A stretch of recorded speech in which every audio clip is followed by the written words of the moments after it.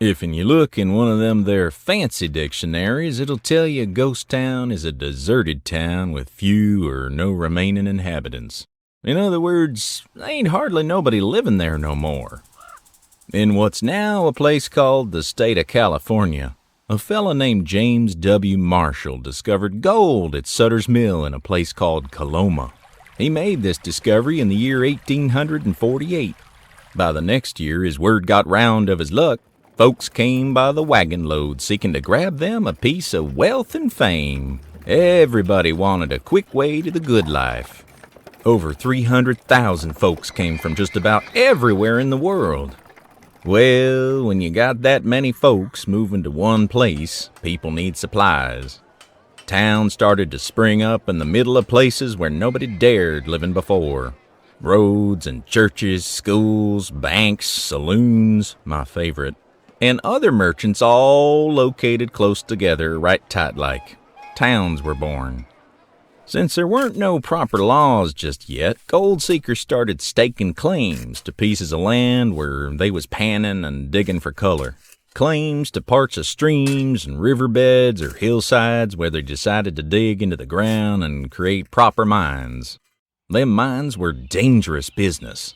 After 20 years of the gold rush in California, more than 100,000 folks had died from disease, mining accidents, or outright murder. Round about 1855, the gold rush was officially over, and the towns that got built up weren't really needed no more.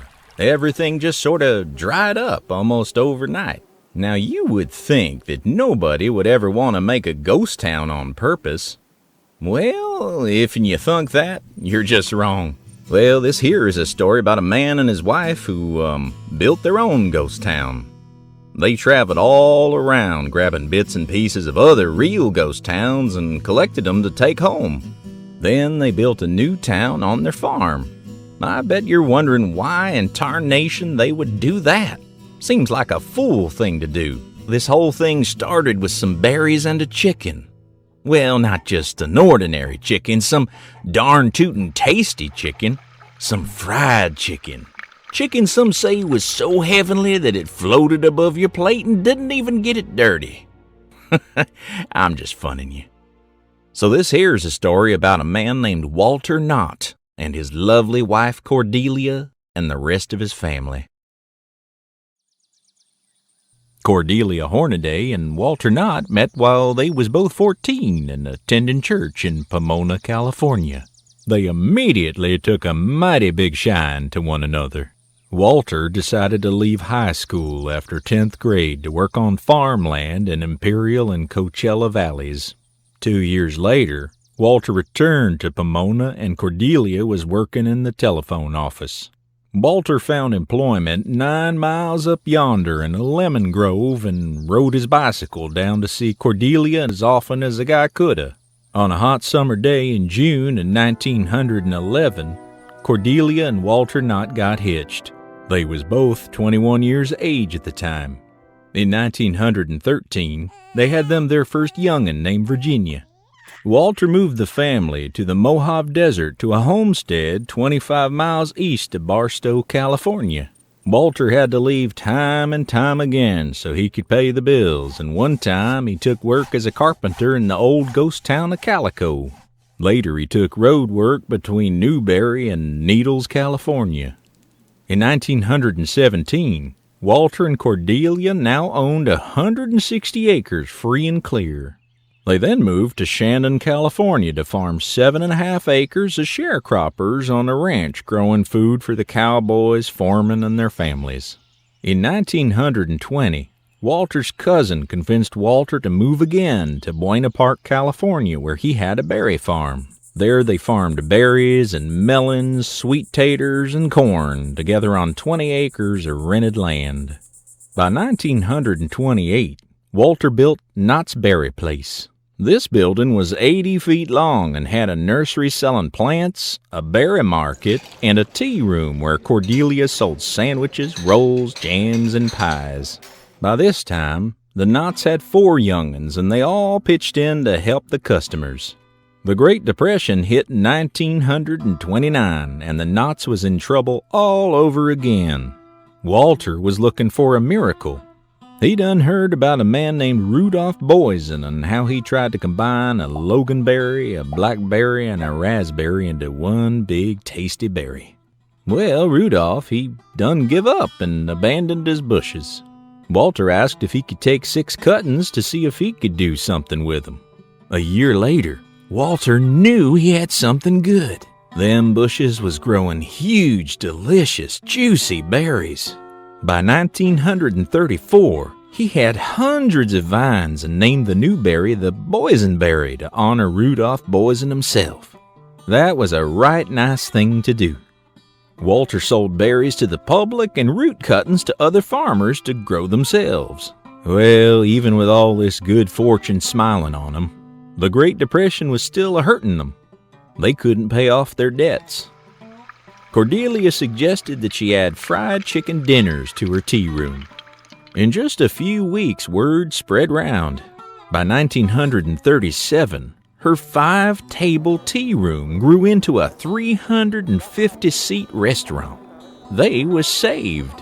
By 1938, the chicken dinner restaurant sold over 265,000 chicken dinners in that one year. Their daughter, Virginia, opened up a little gift shop. Lines to get a table in the chicken dinner restaurant was 3 hours or more. Walter wanted guests to have something to look at when they was waiting in line.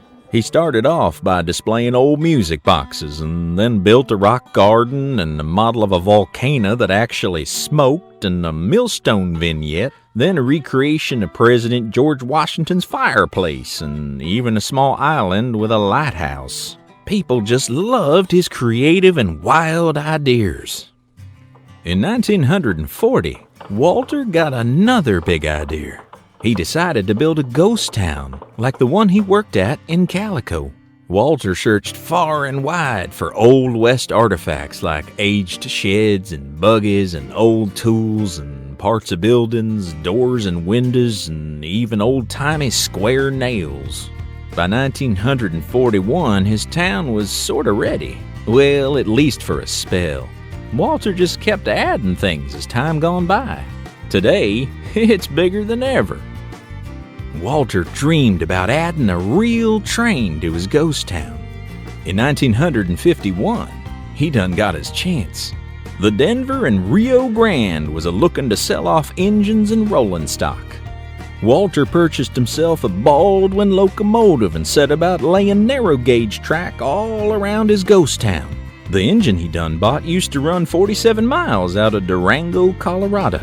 That there train's been running around Walter's ghost town since January the 12th of 1952. And you know what? To this very day, for some reason, bandits keep a-robbing that there train. Ghost town has added more and more over the years. All sorts of famous people have visited ghost town. In August of 1968, the president of this here United States, Richard Milhouse Nixon, done walked the streets of town. The president and his young'uns even panned for gold at the farm.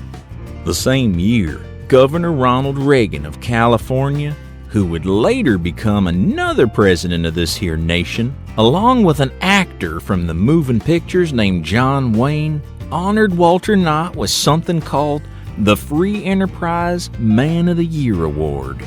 In 1969, that actor fella John Wayne, well, he returned when they opened up their amazing log ride, and he was the first down the chute.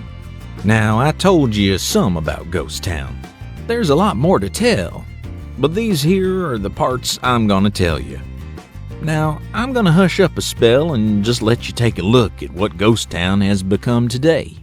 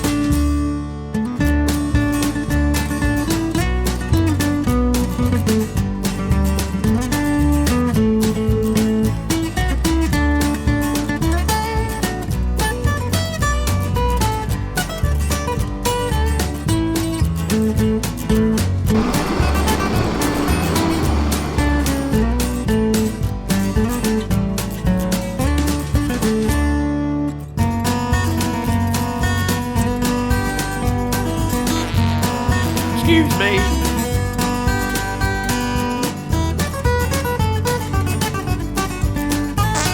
Whoa, sorry.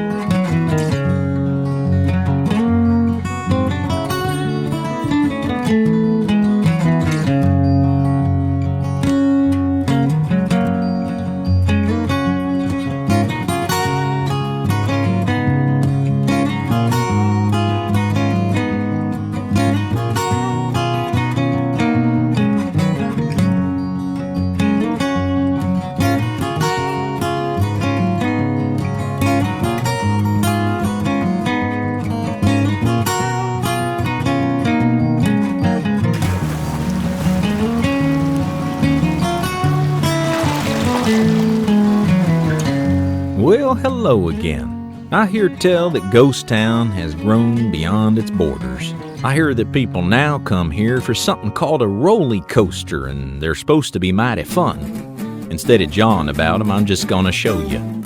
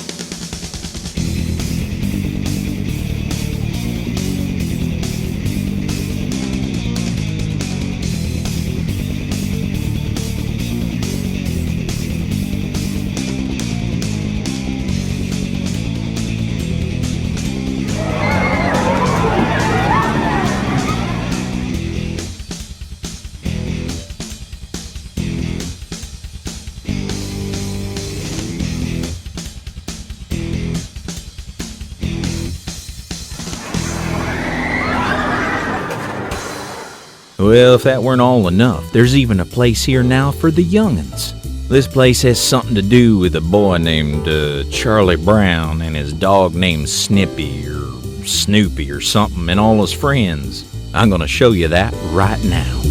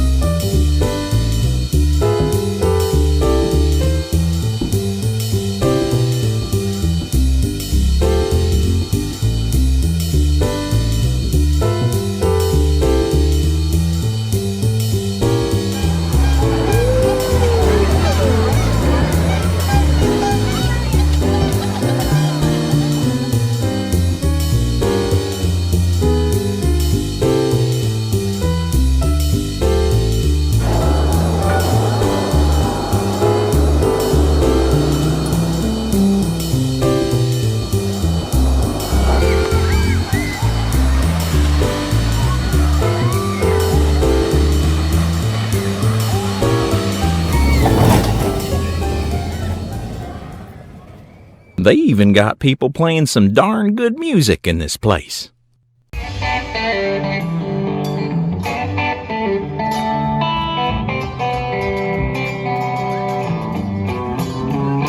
thank God for my life, for the stars.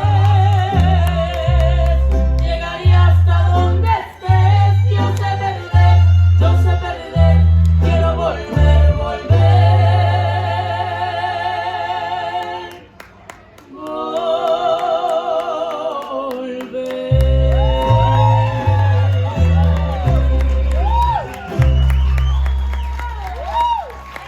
Y vámonos para Chihuahua.